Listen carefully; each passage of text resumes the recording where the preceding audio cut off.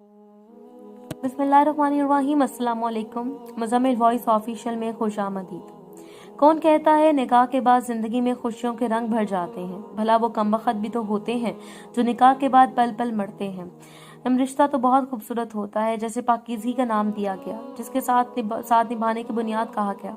निकाह के बाद कहते हैं दो जिस्म एक जान हो जाते हैं। सुना है 3 बार कबूल कहने के बाद मोहब्बत को भी मोहब्बत हो जाती है। सुना है कि कलमा पढ़कर जब कबूल किया जाता है एक दूसरे को, तो फिर जिंदगी भर का सफर हाथ थामे दूर किसी खामोश जगह पे, ऊंचे पहाड़, सरसब्ज हरियाली, धुंध का साया हो, ठंड इंतहा की हो, फिर रिमझिम करती हुई बारिश, हम सफर का हाथ थामे हाथ की गर्मी महसूस हो रही हो, फिर एक जुमला जो दिल से बयान हो, ऐ मेरी पाक मोहब्बत, खुदा को गवाह बनाकर अपनाया है आपको। चाहे कयामत भी आ जाए मेरा हाथ कभी न छोड़ना, कभी मेरा साथ न छोड़ना। लेकिन कुछ बदनसीब होते हैं जिनके जुमले अधूरे रह जाते हैं।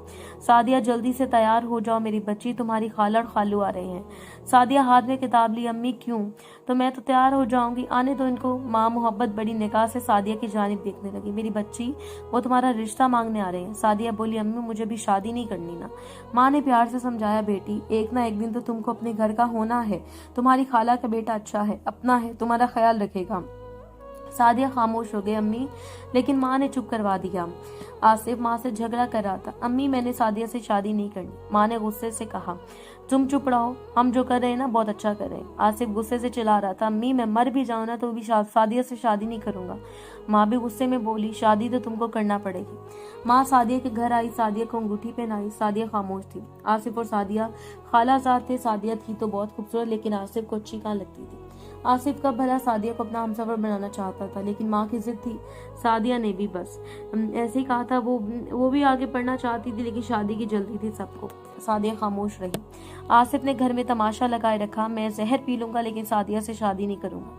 माँ भी अपनी जिद पर कायम थी, तू चाहे जहर पी ले लेकिन शादी तुम्हारी सादिया से होगी। आसिफ चीख चीख कर कह रहा था, अम्मी ऐसा ना करो, लेकिन माँ एक नहीं सुन रही थी। शादी की तैयारियां होने लगी। घर में खुशी का सामान था। सादिया खुश भी थी, उदास भी। सादिया ने आसिफ को फोन किया, आसिफ बताओ ना मेहंदी वाली रात को कौन सा कलर पहनूं? आसिफ ने गुस्से से कहा, सादिया मुझे फोन ना करो, अम्मी से पूछो, जाओ अपनी मर्जी करो। लहजा बहुत कड़वा था। सादिया उदासी से बोली, भला आसिफ ऐसे क्यों बात कर रहा है? मेहंदी की रात थी, आसिफ शादी नहीं करना चाहता था। आसिफ ने सबके सामने हाथ जोड़े, हम एक साथ खुश नहीं रहेंगे। अम्मी आप जिद ना करो। माँ ने आसिफ को अपनी कसम दे दी, तुमको मेरी कसम है, अगर तुम सादिया से निकाह ना करो तो मेरा मरा हुआ मुंह देखो। आसिफ खामोश हो गया। कुछ यूं हुआ, आसिफ की बहन की शादी सादिया की भाई के साथ तय पा गई थी। दोनों की शादी एक ही दिन थी। ना चाहते हुए भी आसिफ ने सादिया को कबूल कर लिया। पहली रात थी, सादिया दुल्हन बनी बैठी हुई थी। आसिफ कमरे में गया। सादिया इंतजार कर रही थी आसिफ कोई बात करे। आसिफ कालीन पे लेटकर सो गया। सादिया हैरान थी, आसिफ ने बात तक नहीं की मुझसे। वो उदास हो गई। दूसरे दिन भी आसिफ ने सादिया की तरफ नजर उठाकर भी नहीं देखा। भला एक औरत के लिए इस बड़ा अजियत भरा लम्हा और क्या हो सकता है? दिन गुजरने लगे। आसिफ घर आता, सादिया से कोई बात न करता। सादिया खाने लेकर आई। आसिफ ने खाने की प्लेट दीवार के साथ मारी और चिल्लाकर कहने लगा, आज के बाद मेरे लिए खाना लेकर ना आना। इस बार तो जुबान से मना किया ना, अगली बार हाथ से समझाऊंगा। सादिया का जिस्म कांपने लगा। आसिफ की माँ पास आई। आसिफ ये क्या तरीका है बात करने का, तुमको शर्म नहीं आती क्या? आसिफ खामोश रहा। माँ मेरा मुंह बंद है, बंद ही रहने दे। सादिया ने पूछा, खाला जब से निकाह हुआ है ना आसिफ ने मुझे एक दफा भी प्यार से बात नहीं की। मैंने क्या गुनाह किया है? माँ बोली, मेरी बच्ची तो परेशान ना हो, सुधर जाएगा। शादी को 1 साल गुजर गया। एक साथ रहते हुए वो दोनों एक दूसरे के लिए अजनबी थे। सादिया एक दिन पास गई। आसिफ मैंने क्या किया है, क्यों ऐसा कर रहे हैं आप? आसिफ गुस्से से बोला, तुमको कितनी बार भोंक चुका हूँ कि मुझसे बात ना किया कर। सादिया रोते हुए बोली, आसिफ 1 साल गुजर गया है, ये तलखी बर्दाश्त करते हुए इन्हें साथ रखना नहीं चाहते तो तलाक दे दो। आसिफ गुस्से से बोला, तलाक दे देता, तलाक भी अगर एक बहन के घर की परवाह ना होती। सादिया कुछ कहने लगी। आसिफ ने सादिया के मुंह पर थप्पड़ मार दिया, दफा हो जा मेरे सामने से। सादिया आंसू बहाने लगी, अपनी किस्मत पर रोने लगी। ये क्या हो गया मेरे साथ? आसिफ छोटी छोटी बात पर तमाशा करता। जितना इससे हो सकता था वो सादिया को जलील करता, सादिया को मारता पीटता, सिर्फ इसलिए कि माँ को अजियत देकर। माँ ने क्यों जबरदस्ती की? माँ बेटे की जिद में एक मासूम फना हो गई थी। वो फूट फूट कर रोती, खाला यूं क्यों किया मेरे साथ ऐसा? लेकिन कोई जवाब ना होता खाला के पास। फिर आसिफ की माँ भी दुनिया से चल बसी। सादिया खामोश हो गई, किसी से कुछ ना कहती। माँ बाप कहते, बेटी छोड़ दो इससे बेगैरत को, तलाक ले लो और जाओ घर। लेकिन सादिया सादिया मुड़कर वापस देखती, अम्मी मेरे 9 साल बर्बाद हुए आसिफ के साथ। मैं 9 साल से जहन्नुम में जी रही हूँ। आप लोगों को याद आई मेरी। अब क्या करूंगी तलाक लेकर। सादिया ने किस्मत के सामने सर झुका लिया। वो घर के सारे काम करती, थक हार जाती। आसिफ आज भी सादिया से कोई बात न करता। वह गुजरने लगा। 11 साल गुजर गए। 11 साल सादिया नफरत करता रहा। फिर एक दिन वो गाड़ी ड्राइव कर रहा था कि इतना भयानक हादसा पेश आया कि आसिफ की दोनों टांगे टूट गईं। डॉक्टर से मशवरा दिया, टांगे काटनी पड़ेंगी, और वो दोनों टांगों से पाहज हो गया। हाय किस्मत, इसका गुस्सा आना, गुरूर, नफरत पल भर में फना होगी। वो बेड पर पड़ा था, चीख रहा था। सादिया को पता चला क़यामत सी गिर गई इस पे। जब साथ निभाने का वक्त था, सादिया के अम्मी अबू कहने लगे, बेटी चल छोड़ अभी सपाहज को। इसने कौन सा तुम्हारे साथ अच्छा सलूक किया, इसे जान छुड़ा अब। आसिफ का कोई सहारा नहीं था। आसिफ सादिया की जानिब देखने लगा। हाय, इसे सब जुल्म याद आने लगे।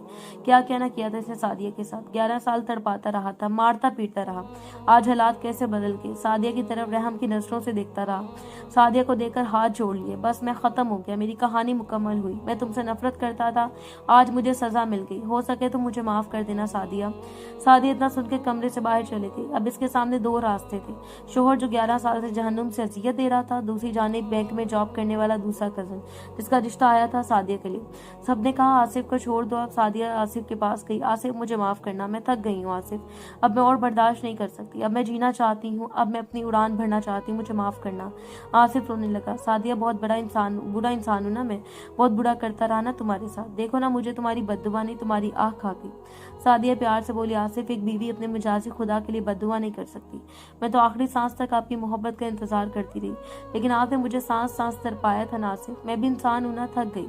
आसिफ ने हाथ आगे बढ़ाया। सादिया के तुम्हारे हाथों को जाते हुए चूम लूं। सादिया रोने लगी। आसिफ 11 साल में मैं खाक हुई, और आज आसिफ ने सादिया का हाथ थामा, चूम कर आंखों से लगाया। सादिया, मैंने बहुत अच्छी हमसफर को खो दिया।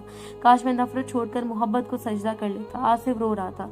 सब कमरे में आए। सादिया चलो, सामान पैक हो गया। सादिया आसिफ से हाथ छुड़ाकर चली गई। आसिफ चीख चीख कर रो रहा था। सादिया माफ कर दो सादिया, लेकिन वो आगे बढ़ चुकी थी। सादिया का निकाह इसके दूसरे कजन से हो रहा था। आसिफ शहनाई की आवाज सुनकर रो रहा था। माँ की तस्वीर सामने पड़ी थी, आंखों में आंसू थे। गलत फैसले ने 2 जिंदगियां तबाह कर दी। फारिस को पढ़ने वाला मर्द जरा अपनी अना, नफरत और तकब्बुर को काबू में रख के कब कहाँ क्या हो जाए खुदा जाने। अपनी हमसफर से झगड़ा ना किया करो, इसे सीने से लगा कर रखा करो। नफरत भला दो, मोहब्बत से हाथ थाम लो। आसिफ और सादिया की जिंदगी फना होने का जिम्मेदार कौन था? क्या आसिफ के साथ ठीक हुआ? क्या सादिया को साथ निभाना चाहिए था, या सादिया ने आसिफ को छोड़कर अच्छा किया? आप अपनी राय कमेंट बॉक्स में दे सकते हैं।